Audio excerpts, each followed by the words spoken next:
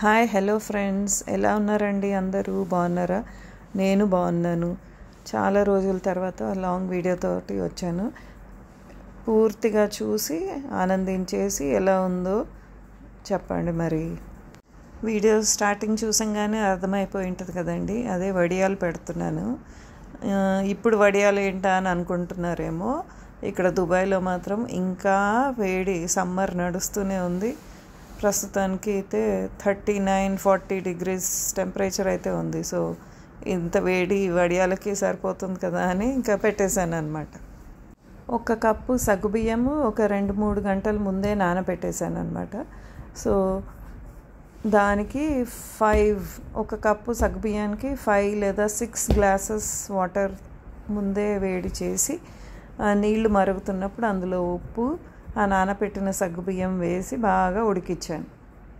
అది ఎంత ఉడకాలి అంటే ఆ సగ్గుబియ్యం ట్రాన్స్పరెంట్ అయ్యాయి అంటే బాగా ఉడికిపోయినట్టు అని అర్థం అన్నమాట. లేకపోతే పచ్చి పచ్చిగా ఉడకకుండా ఉంటే అది విచ్చుకుపోతాయి, అంటే వడియాలు విరిగిపోతూ ఉంటాయి. సో బాగా ఉడికితే మాత్రం ట్రాన్స్పరెంట్గా అయిపోతాయి.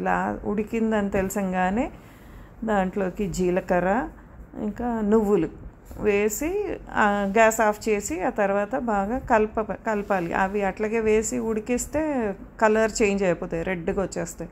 సో గ్యాస్ ఆఫ్ చేసి ఇవి 2 వేసుకోవాలి.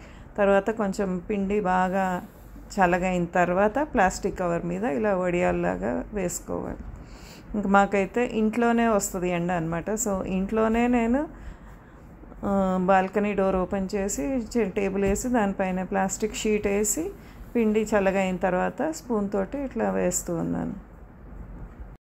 ఇంకొక రీజన్ ఎందుకు నేను బయట బాల్కనీలో పెట్టట్లేదు అంటే, మేము ఇండియాకి వెళ్ళి వచ్చేసరికి వెకేషన్ టైంలో మా బాల్కనీలో చెట్లన్నీ ఎండిపోయాయి. ఆ కుంపట్లలో ఏమైందంటే పిజన్స్, అదే పావురాలు వచ్చి గుడ్లు పెట్టి అప్పుడే అవి గుడ్లు పిల్లలుగా పొదిగాయి అన్నమాట. సో చిన్న చిన్న పిల్లలు ఉన్నాయి. సో మళ్ళీ బాల్కనీలో పెడితే వేరే పక్షులు, కాకులు వచ్చి ఆ చిన్న పక్షుల్ని చంపేస్తాయి అని బయట పెట్టకుండా ఇంట్లోనే డోర్ ఓపెన్ చేసి వడియాలు పెట్టాను అనమాట. అగో చూడండి, చిన్న చిన్న పిల్లలు, పావురం పిల్లలు అనమాట. అవి చూసంగానే ఆహా చాలా సంతోషం అనిపించింది. మేము ఇండియాకి వెళ్ళి వచ్చేసరికి ఈ కథ జరిగింది. మొదటి రోజేమో సగ్గుబియ్యం వడియాలు పెట్టాను అనమాట. ఇది సెకండ్ రోజు. మరుసటి రోజు ఏం చేశానంటే బొంబాయి రవ్వ ఉంటుంది కదా, బొంబాయి రవ్వ వడియాలు పెట్టాను అనమాట. సో దానికి 1 గ్లాసు బొంబాయి రవ్వకి almost 7 to 8 glasses of water వేడి చేయించాలి, బాగా మరిగించాలన్నమాట. ఫస్ట్ అయితే 6 గ్లాసెస్ ఆఫ్ వాటర్ తీసుకొని బాగా ఉడికించాను, కానీ అది ఉడికేంత వరకు చాలా గట్టిగా అయిపోయింది. సో మళ్ళీ 2 గ్లాసెస్ ఆఫ్ వాటర్ వేసాను. అప్పుడు కానీ కొంచెం జారుడుగా పల్చగా వచ్చిందనమాట. సో 1 గ్లాస్కి 8 గ్లాస్ ఆఫ్ వాటర్ వేస్తే కరెక్ట్గా సరిపోతుంది. బాగా ఉడకాలి. ఉడికితే మంచిగా అది గట్టిగా థిక్ అవుతుంది అనమాట. అప్పుడు వడియాలు పెట్టచ్చు. ఇక్కడ చూడండి, బాగా ఉడికి ఫుల్ గిన్నె నిండా వచ్చేసింది అనమాట. ఇంకోటి ఏంటంటే, అది ఉడుకుతున్నప్పుడల్లా స్పూన్ తోటి లేదా గరిటెతోటి తిప్పుతూ ఉండాలి, లేకపోతే అడుగంటిపోతుంది. కిందంతా రవ్వ కింద సెటిల్ అయిపోయి మాడిపోతుంది అనమాట. సో అది మాడకుండా ఉండడానికి కలుపుతూ ఉండాలి. సో ఇందులో కూడా తగినంత ఉప్పు, నువ్వులు, జీలకర్ర వేసాను. లాస్ట్లో వేసాము, అది గ్యాస్ ఆఫ్ చేసేసిన తర్వాత వేయాలి.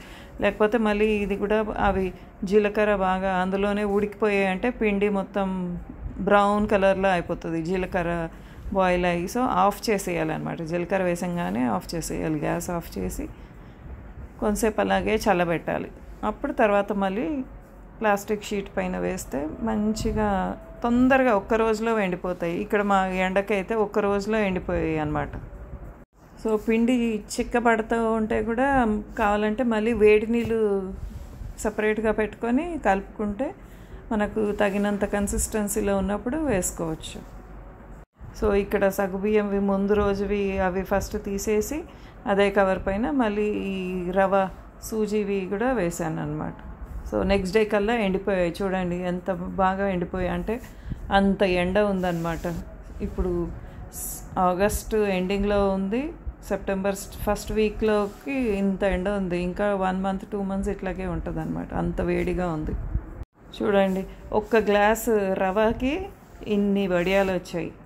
పక్కన సగ్గుబియ్యంవి చూడండి, ఒక చిన్న కప్పుతోటి సగ్గుబియ్యం నానబెడితే ఇన్ని వడియాలు వచ్చాయి.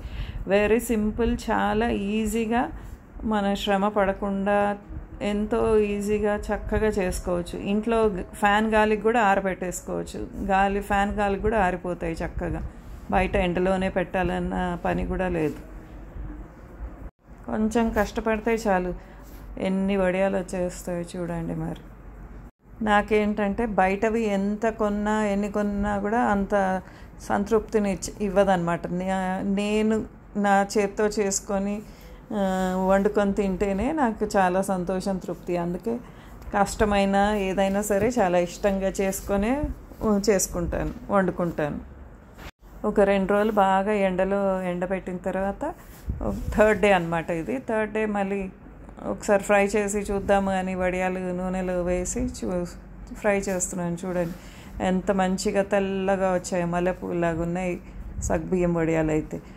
రవ్వవి మాత్రం కొంచెం రెడ్గా అయ్యాయి, అయినా కూడా టేస్ట్ మాత్రం చాలా బాగున్నాయి. చాలా రోజుల తర్వాత లాంగ్ వీడియో చేశాను. మీ అందరికీ ఈ వీడియో కానీ నచ్చినట్లయితే తప్పకుండా లైక్, షేర్, సబ్స్క్రైబ్ చేసుకోవడం మాత్రం మర్చిపోకండి. బాయ్. మరి తప్పకుండా ట్రై చేయండి.